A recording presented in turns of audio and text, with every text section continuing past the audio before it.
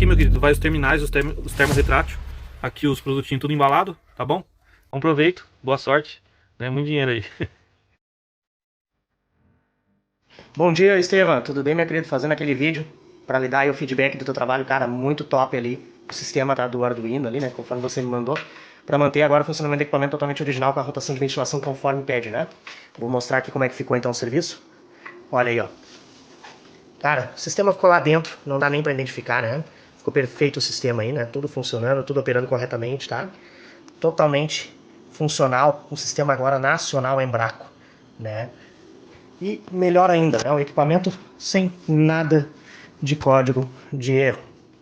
Ah, olha aí, ó. Ficou perfeito o equipamento. Mais uma LG linear convertida para sistema nacional. Muito bom trabalho.